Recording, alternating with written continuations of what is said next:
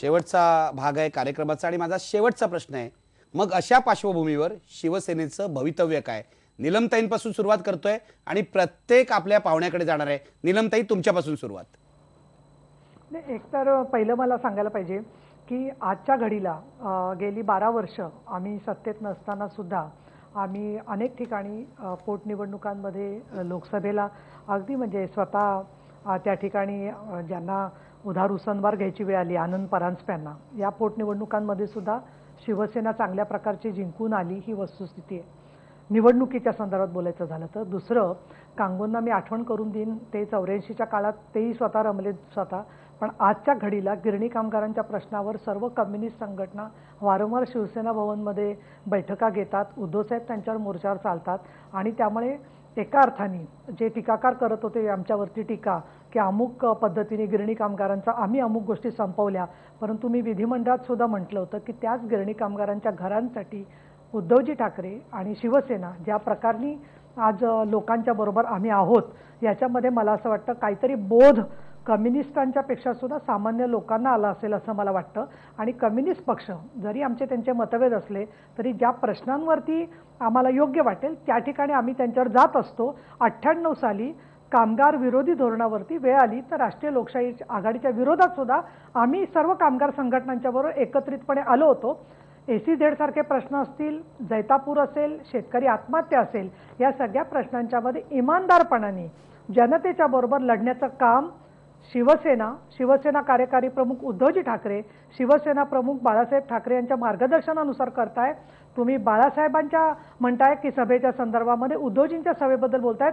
मी तर तुम्हाला सांगेन की आदित्य ठाकरे आज ज्या ज्या भागामध्ये जात आहेत त्या ठिकाणी जो प्रचंड रोड शोला प्रतिसाद मिळतोय, त्यावरून एक गोष्ट स्पष्ट आहे की शिवसेनेचं जे भवितव्य आहे ते केवळ एका घराण्यापुरतं नाही आहे. ओटात एक आणि पोटात एक, सिंचनाच्या पाण्याच्या प्रश्नापासून ते धान्यापासून दारू काढण्यापर्यंत प्रत्येक विषयात जी फसवणूक राष्ट्रवादी आणि काँग्रेस दोघंही साटोलोटो करून सातत्याने करतायत, त्याच्यावरती समर्थ केवळ विरोधी पक्ष म्हणून नव्हे तर एक प्रचंड असा पर्याय शिवसेना, भाजप आणि RPI म्हणून देऊ शकतील अशी निश्चितपणे लोकांच्या मधली भावना आहे. आणि म्हणून शिवसेना प्रमुखांच्या तब्येतीबद्दल निश्चितपणे मनामध्ये आम्हाला वाईट वाटतं आहे, परंतु याचा अर्थ शिवसेना प्रमुख आता सुधारणारच नाही त्यांची तब्येत किंवा हे जे तुम्ही पुढचं सगळं बोलताय ते मला असं वाटतं कुठेतरी एक ज्याला डिसेन्सी किंवा शिष्टाचार याला सोडून कुठेतरी खालच्या पातळीवरती आपण जात आहात. परंतु मी एक मान्य करते की साहेबांनी वस्तुस्थिती काय आहे त्यांच्या तब्येतीची ही सुद्धा शिवसैनिकांना जाणीव करून दिली आणि हेच कुठल्याही नेत्याचं कर्तव्य असतं. दुसरं, उद्धव साहेबांच्या बद्दल म्हणाल तर उद्धव साहेबांची तब्येत आता सुधारते, पण प्रश्न असा आहे की हजारो शिवसैनिक, शेकडो आमचे नेते, उपनेते, आमदार, खासदार, आताच मला काही आमच्या आमदारांचे SMS येत आहेत सगळ्या जणांचे, सिंचनाच्या प्रश्नावर पुरंदरसारख्या तालुक्यामध्ये शेतकऱ्यांची फसवणूक वर्षानुवर्ष राष्ट्रवादी काँग्रेसने केली आणि अशा वेळेला या सगळ्या प्रश्नांच्यावर तुमचा अजेंडा काय, या मुद्द्यावर बोलण्याच्या ऐवजी ह्या पद्धतीने कुठेतरी राजकारणाला कलाटणी देत बसणं म्हणजेच एक मोठं षडयंत्र आहे असं मला वाटतं. आणि म्हणून जोपर्यंत जनतेच्या समोर बेईमानी करणारे काँग्रेस NCPचे नेते आहेत तोपर्यंत जे शिवसेना प्रमुखांनी सांगितलं की काँग्रेसमधले हे 5 लोक जे आहेत त्यांना कायमचं राजकीयदृष्ट्या संपवलं पाहिजे, ते इति कर्तव्य पूर्ण करण्यासाठी म्हणून हा भविष्याचा आमचा अजेंडा आहे. एक वाक्य मी मात्र ॲड करीन, युवराज, तुम्हाला जे वाटतं की स्टेजवर ऐकायला ठरलं वगैरे, मला हसायला येतो. अहो, दुपारी जेव्हा बाळासाहेबांचं निश्चित झालं की ते येऊ शकणार नाहीयेत, त्याच्यानंतर तो सीडीचा निर्णय झालेला होता, स्टेजवर ऐकायला CD दाखवायचा निर्णय घेतला वगैरे, तुम्ही म्हणजे कशाच्या आधाराने बोलता? पूर्वी मातोश्रीत जाऊन जे काय तुम्ही फोनवर ऐकलं ते एकदा महानगरमध्ये छापलं होतं, नंतर काय झालं वगैरे सगळी तुम्हाला स्टोरी माहिती आहे. अशा वेळेला CD दाखवली, कधी दाखवली, कोणी दाखवली, कशा पद्धतीचा निर्णय झाला, हा पक्षाचा अंतर्गत प्रश्न आहे. त्याच्यामुळे काहीतरी आयत्या वेळेला असं सांगू नका तुम्ही, हे मला सांगायचंय. आणि म्हणून शिवसेनेचं भवितव्य नाही, पण तुम्ही वस्तुस्थितीला सोडून सांगू नका. नीलमताई, तुम्ही आता खुलासा केलेला आहे, असाल तर तुम्ही कार्यक्रमाच्या आधी मला विचारायचं असतं. नीलमताई खुलासा केलेला आहे तुम्ही या सगळ्या गोष्टी सांगा. बरोबर आहे नीलमताई. आमच्या विरोधकांना पुरून शिवसेना उरून त्याच्या पलीकडे जाऊन विधानसभेवरती भगवा फडकवणार आणि राष्ट्रीय पातळीवर सुद्धा उद्धवजींनी जे मांडलं की शिवसेनेचे विचार सगळीकडे पोहोचवणं, हे काम तरुण पिढी करण्यासाठी जशी पुढे गेली आहे तसे वयोवृद्ध लोक सुद्धा बाळासाहेबांच्या बरोबर प्रेरणा घेऊन परत नवं चैतन्य घेऊन काम करतायत. ठीक आहे, तुम्ही म्हणताय शिवसेनेचं भवितव्य उज्ज्वल आहे. जितेंद्र आव्हाड, तुम्ही शिवसेनेविरुद्ध कारस्थान करताय असं निलमताई म्हणाल्यात, का करताय असं? बागडे साहेब, आता ते निलमताईंना जरा 2 मिनिटं शांत बसायला सांगा. त्या शांत बसतील. पहिला गोष्ट म्हणजे वगैरे बोलणार असाल, साड्या, त्याच्यानंतर माझ्या चपला, माझ्या पर्सेस याच्यावर बोलणार असाल तर मी शांत बसायचं का, तुम्हीच सांगा ना. नाही निलमताई जितेंद्र आव्हाड आता फक्त शिवसेनेचं भवितव्य या मुद्द्यावर बोलतील. जितेंद्र आव्हाड प्लीज. ठीक आहे, मग उगाच आपण गोंधळ नको घालूया, आपण वैचारिक चर्चा करतोय तिथेच राहूया. जो तुम्ही मला एक मलालाचा प्रश्न विचारला होता, शिवसेनेच्या भविष्याविषयी बोलतोय. असं आहे की मुसलमान तालिबानच्या विरोधात उभे राहिले, मोर्चा काढले, तर त्यांनी एकत्र का आले? म्हणजे त्यांनी प्रोग्रेसिव्ह मेंटॅलिटीने महाराज कधी बोलायचंच नाही. जर त्यांनी मोर्चा काढला नाही तर बघितले ते तालिबान बरोबर आहेत. म्हणजे कायम त्यांना एखाद्या बॉक्समध्ये उभं ठेवून आरोपी म्हणूनच दाखवण्याचा जो प्रकार आहे तो त्यांनी कायम केला आणि त्याच प्रथेवर वयाच्या 86व्या वर्षी ते चालत राहिले. हेच शिवसेनेचे खरे संस्कार आहेत. दुसरी गोष्ट, जो गैरसमज पसरवला गेला माझ्या बोलण्यातनं, मी असं म्हणत होतो, इतिहास काय सांगतो, तर इतिहास हे सांगतो की जेव्हा जेव्हा सरसेनापती पडतोय अशी जेव्हा अफवा पसरते तेव्हा तेव्हा ते युद्ध हारण्याचा इतिहास आहे. पानिपतच्या लढाईपासून नेपोलियन बोनापार्ट पर्यंत आहे. तिसरी गोष्ट, जिथे जिथे फॅसिझम असतो तो सरसेनापती बरोबर संपतो. त्यामुळे शिवसेनेचं भविष्य उज्ज्वल आहे असं जर म्हणायचं असेल तर ते फक्त बाळासाहेबांची तब्येत सुधारावी ही जी आमची प्रार्थना आहे तीच देवाने ऐकावी. आणि ती ऐकावी यासाठीच मी त्यांचा कट्टर विरोधक असून सुद्धा सुरुवातीलाच म्हणालो की अंबाबाईच्या चरणी प्रार्थना करतो की त्यांना माझंही आयुष्य लाभावं. इतका आम्ही मनाने मोठे आहोत. त्यांच्या तब्येतीचं राजकारण करून शिवसेनेला कमी दाखवण्याचं काम, इतके कमी संस्कार, इतके नीच संस्कार आमच्यावर झालेले नाहीत.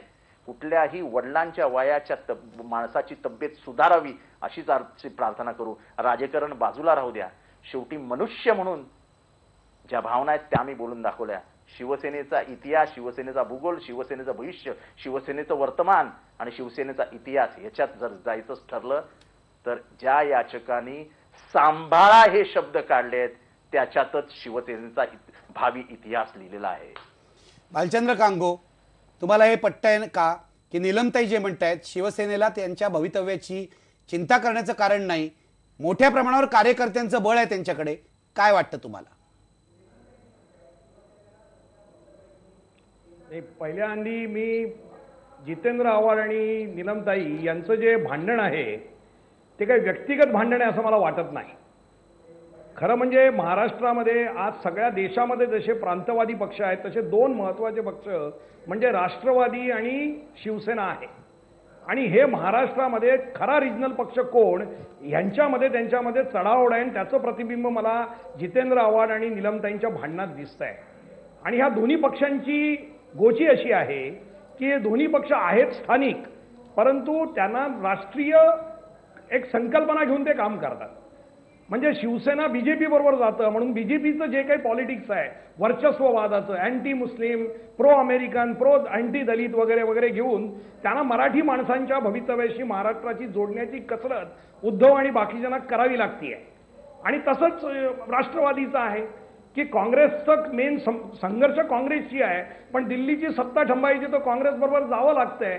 आणि म्हणून महाराष्ट्रामधल्या ह्या 2 रिजनल पक्षांना इतर रिजनल पक्ष जसे आहेत म्हणजे जसा डीएमके, अण्णा डीएमके आहे किंवा तृणमूल काँग्रेस आहे किंवा बिजू जनता दल आहे किंवा नितीश कुमारचा पक्ष आहे किंवा अकाली दल जसा पंजाबमध्ये आहे, तशी निखालास रिजनल इंटरेस्ट घेऊन काम करण्याची भूमिका त्यांना बजावता येत नाही. ही त्यांची खरी अडचण आहे आणि तिथेच त्यांच्या भवितव्यामधल्या अडचणी आहेत. आणि ह्या अडचणी जर सोडवल्या नाहीत तर जसे अनेक पक्ष आहेत तसे हे पक्ष, शिवसेना एक पक्ष राहील, पण काँग्रेसला पर्याय म्हणून 1995 मध्ये जी उभारी आली होती ती उभारी परत काही हा पक्ष आणू शकेल. जोपर्यंत हा प्रश्न सोडवत नाही तोपर्यंत मला वाटतं ते आणू शकणार नाहीत.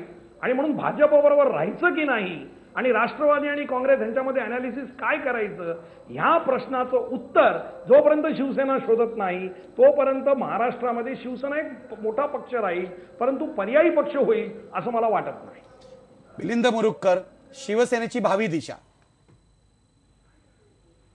मला वाटतं शिवसेनेची 2 रूप आहेत. एक रूप आहे ते अस्मितावादाचं आहे, शत्रुकेंद्रीय राजकारणाचं आहे आपल्या धार्मिक अस्मिता आणि दुसऱ्या धर्माच्या विरोध करण्याचं आहे, परप्रांतीयांचा विरोध करण्याचं, असं एक संकुचित राजकारण करण्याचं एक रूप आहे.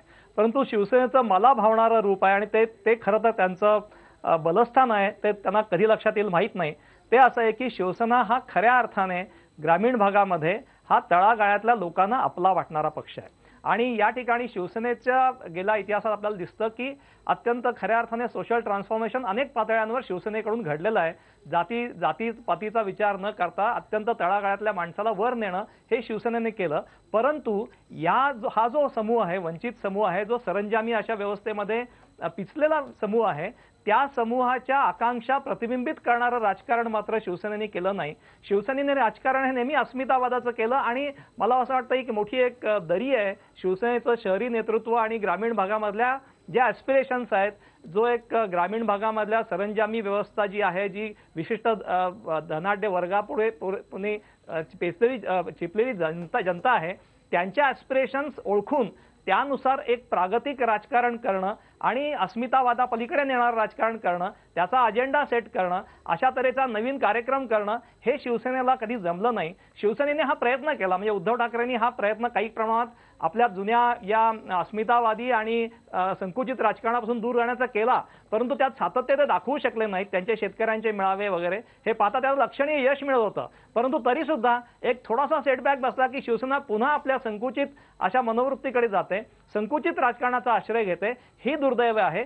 शिवसेनेने आपली वर्गीय जी ओळख आहे, जी खऱ्या अर्थाने तळागाळातल्या लोकांच्या ॲस्पिरेशन्सची आहे, तिचा सन्मान कधी केला नाही असं मला वाटतं. ती सन्मान भविष्यात शिवसेना करेल का, यावर शिवसेनेचं हे दिशा भवितव्य ठरणार आहे.